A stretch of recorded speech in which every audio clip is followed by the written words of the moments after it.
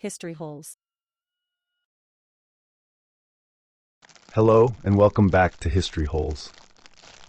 I apologize for the delay from the last time we dove into Vietnamese history, but I'm very glad you've decided to join us for the next chapter of our story on Đại Việt. Last time, we witnessed the end of the Trần Dynasty, a period of grandeur and resilience that was ultimately undone by internal strife and the overwhelming ambition of the Ming. For 2 decades, the Vietnamese were ruled by an occupying power. But as we'll see today, even the longest night must give way to a new dawn. This is the story of how the ashes of foreign rule gave rise to a new enduring dynasty and a hero whose legend would echo through the centuries. Part 1. The Long Shadow of the Ming. Imagine standing in the marketplace of Dong Quan, the old capital now under the thumb of a foreign power. It's 1407, and the Ming army has just completed its 20-year occupation of Đại Việt, renaming it the imperial province of Jiaoqi. This wasn't just a military takeover, it was a conscious top-down attempt to re-assimilate the country into the Chinese imperial sphere. The Ming weren't content to simply govern. They sought to erase a separate national identity, believing they were restoring a lost part of their own civilization. Their senior civil administrator, Hoàng Phúc, even proclaimed his aim was to make a fresh start. But this was no simple imposition. The Ming were nothing if not thorough. They introduced a sophisticated bureaucratic system, with officials at every level, from the provincial capitals down to the villages. They even opened schools and propagated their own Confucian curriculum, aiming to win the hearts and minds of the local elite. This ambition, however, had a darker side. To remove any trace of a separate Vietnamese heritage, they confiscated and destroyed a vast number of local writings, historical annals, literary works, and philosophical texts. The loss of these records has left a huge, aching gap in our understanding of pre-15th century Vietnamese culture. Yet, amid the oppression, some Vietnamese saw opportunity. Ambitious men, particularly scholars, willingly collaborated, earning positions in the new administration and benefiting from the stability and advanced systems it offered. But even with these collaborators, Ming rule was far from a simple success. It was a net loss for the imperial treasury in Beijing, and more importantly, it was built on a foundation of prejudice and arrogance. Ming officials viewed the local population as uncivilized and barbaric. They enforced dress codes and hairstyles, further alienating a people who had long developed their own unique customs. This condescending attitude, combined with heavy taxes and a pervasive sense of foreign domination, ensured that seeds of resistance were constantly being sown. The Lam Son uprising, the man who would eventually reap this bitter harvest of discontent, was Lê Lê, a local landowner from the mountainous and rugged terrain of Thanh Hóa province. Unlike the grand, courtly figures of past dynasties, Lê Lé's background was humble. He wasn't a prince raised in a palace, but a provincial strongman, and his rebellion, the Lam Son uprising, began not as a glorious march to victory, but as a desperate struggle for survival. From his redoubt at Mount Lam, he and his band of loyal followers waged a brutal guerrilla war against a vastly superior occupying force. For 5 years, from 1418 to 1423, he and his men were pushed to the brink of annihilation, relying on ambushes, raids, and an intimate knowledge of the local terrain to stay alive. It was during these desperate early years that Lê Lê forged his leadership. He was a master of tactics and strategic patience. Instead of seeking a decisive battle he couldn't win, he slowly built a grassroots movement. He drew support from a diverse coalition of peasants, former soldiers, and the ethnic minorities of the highlands, promising land and justice. He wasn't fighting for a throne, he was fighting for the salvation of his people. His appeal was powerful because it was personal and local. His primary advisors, men like Nguyen Trai, came from the ranks of educated elites who had been alienated by Ming rule. They provided the intellectual and organizational backbone for his movement, giving it a moral and political legitimacy that transcended mere rebellion. In a move of tactical brilliance, Lê Lê would later make peace with the Ming in 1423, returning to his mountain base and biding his time. He paid a ransom and promised to live in peace, a strategic retreat that the Ming, tired of the costly war, naively accepted. This bought him a crucial year to rebuild his forces and prepare for the next phase of the war. With the death of the Ming Emperor in 1424, the political situation in China changed, giving Lê Lợi the window he needed to strike. The great victory and the birth of a nation. With renewed vigor and a growing army, Lê Lợi launched a new offensive. He abandoned his purely defensive guerrilla tactics for a more aggressive strategy. His forces swept through Thanh and Nghệ, liberating territories and swelling his ranks with thousands of new recruits. He then besieged the Ming garrisons in the Red River Delta, including the capital at Dong Quan. But the Ming refused to surrender. Instead, a massive relief army, over 100,000 strong, was dispatched to relieve the besieged garrisons. This was Lê Lợi moment of truth. He knew he could not defeat the main Ming force in a direct confrontation. Instead, he relied on a cunning and brilliant strategy masterminded by Nguyen Tri. Lê Lợi forces ambushed the Ming relief army at Chilang Pass and Sung Jiang. Using a combination of scorched earth tactics and carefully laid traps, they routed and annihilated the Ming army, capturing their senior commanders. The defeat was so total and so unexpected that it demoralized the remaining Ming garrisons. The Ming commander in Dong Quan, seeing the futility of continued resistance, surrendered in late 1427.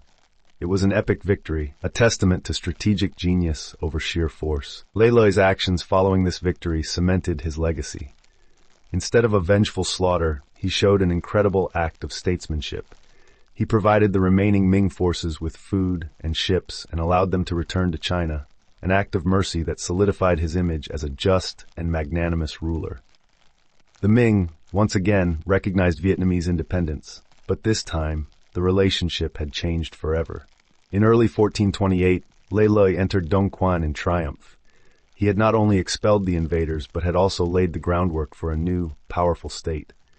The country would be named Đại Việt once more, and a new dynasty, the Later Lê, would rise from the ashes of the old. The legendary Lê Lợi, whose journey began in the mountains of Thanh Hoa, was now Lê Thánh Tông, the founding emperor of a new era. We'll explore his reforms and the challenges of consolidating power in the next part of our series. Part 2. Forging the Later Lê State.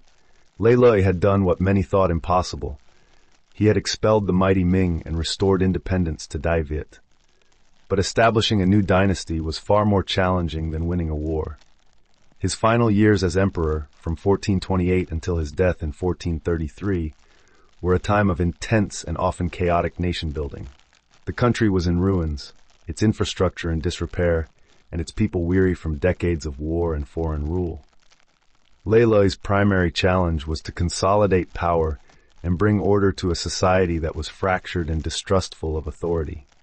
He knew that the dynasty's survival depended on winning the loyalty of the people and creating a government that was both strong and just. Lê Lợi first actions were pragmatic and purposeful. He established the Later Lê Dynasty and set about creating a new administrative framework. He held examinations to select new officials and began drafting a new legal code. Crucially, he also implemented land reforms, redistributing land to peasants and limiting the power of the large landholders who had flourished during the Ming occupation.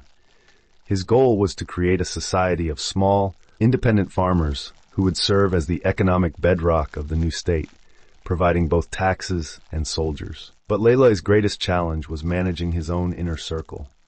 His most trusted commanders, the great lords who had fought alongside him from the very beginning, were rugged, often illiterate men from the southern provinces of Thanh Hoa and Nghệ. They had no interest in the subtle arts of administration or the rigid protocols of a Confucian court. These men expected to be rewarded for their loyalty with power, titles, and land, and they held immense influence over the new emperor. As a testament to this, Lê Lợi himself, in his later years, was forced to demote his capable eldest son, Lê Tu Thê, in favor of a younger, more impressionable heir, Lê Nguyen Long, who was only 10 years old when he ascended the throne. This succession struggle hinted at the fragility of the new state, showing that even a powerful emperor like Lê Lợi could not completely control the forces he had unleashed. The Hồng Đức era, a golden age of governance, The decades that followed Lê Lé's death were marked by a power struggle among these great lords who vied for control over the young emperors. However, this period of instability would come to a decisive end with the ascension of Lê Thánh Tông, a ruler who would transform the entire fabric of the later Lê Dynasty. Unlike his predecessors, Lê Thánh Tông was a man of immense intellect and discipline, a scholar-emperor who was determined to create a highly centralized Confucian state.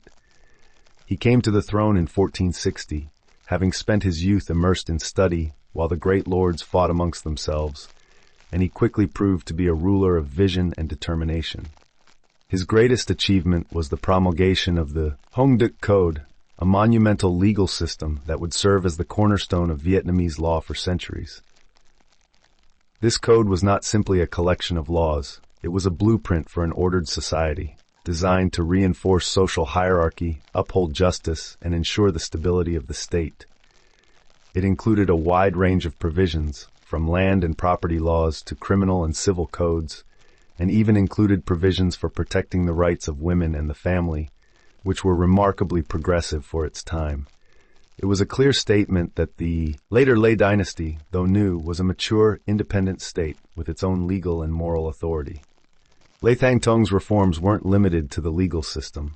He completely reorganized the government into a bureaucratic structure with a powerful 6 ministries and a comprehensive system of oversight that ensured efficiency and accountability. This was his answer to the chaos of the preceding decades, a system where merit and intellectual rigor, not martial prowess or noble blood, would determine a man's path to power. The new emphasis on bureaucracy also served as a means to suppress the influence of the old great lords, replacing their power with a professional, centralized administration, the flourishing of culture and scholarship. Central to Lê Thánh Tong's vision was the reform of the civil service examination system. In the years following Lê Lé's death, the system had been inconsistent and prone to corruption. Lê Thánh Tông transformed it into a rigorous triennial examination that created a new class of meritocratic scholar officials, loyal not to a regional lord but to the emperor and the state. These men, educated in the Confucian classics and the Later Lê legal codes, became the engine of the new government, filling administrative posts and serving as a vital link between the court and the population. He also had steles erected at the Temple of Literature with the names of all the doctoral graduates since 1442, a public display of the dynasty's commitment to education and intellectual achievement. Lê Thánh Tông also ushered in a cultural golden age. He was a prolific poet and scholar, and his court was a vibrant hub of intellectual life. He founded the Tao Dan, a literary society of top officials who engaged in poetry, calligraphy, and scholarly debate. This conscious cultivation of high culture served to define a distinctly Vietnamese identity, one that drew on Chinese models but was uniquely adapted to Vietnamese society and political realities. This was a clear message to the world that Đại Việt was a powerful, civilized, and independent nation, fully capable of governing itself without any external help. His reign, therefore, was not just a period of stability and reform. It was a time when the dynasty and its people found their voice, asserting a powerful sense of national self that would define Vietnam for centuries to come. Part 3. The Zenith of Imperial Power. The reign of Lê Thánh Tông, from 1470 to 1497, is remembered as the golden age of the Later Lê Dynasty. It was a period of consolidation, cultural flourishing, and territorial expansion that would permanently reshape the map of Đại Việt. Lê Thánh Tông was a ruler of immense ambition, and he wasted no time in asserting his authority both at home and abroad. His military campaigns were not just about conquest, but about extending the power and influence of the centralized state he was so carefully building. One of his first and most defining acts was to address the long-standing rivalry with the Champa kingdom. This was a conflict that had simmered for centuries, with both sides launching raids and invasions against the other. In 1471, Lê Thánh Tông led a massive campaign that culminated in the final subjugation of the Cham capital, Vijaya. The motivations for this southward march, or Nam Tien, were both economic and strategic. The Vietnamese needed new agricultural lands to support their growing population, and ending the Cham threat once and for all would secure their southern border, allowing for stability and further expansion. The campaign was a resounding success, leading to the annexation of vast territories and the establishment of new provinces. While some Chams fled, many remained and were assimilated into Vietnamese society, changing their names and customs over time. This process of expansion and assimilation profoundly shaped the country's elongated geography and laid the groundwork for future movements into the southern lands. The strength of Lê Thánh Tong's government was its unprecedented level of centralization. His administrative reforms, completed in 1471, created a highly efficient and modern bureaucracy. He reorganized the government into a system of 6 ministries, each with specific responsibilities for personnel, finance, rights, justice, public works, and war.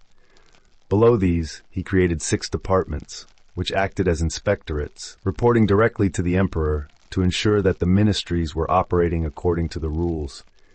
This system was designed to prevent corruption and inefficiency, and it effectively extended the power of the central government from the capital to the farthest corners of the realm. Lê Thánh Tông also codified the official registry of all officials in 1471, including their appointments, promotions, and demotions.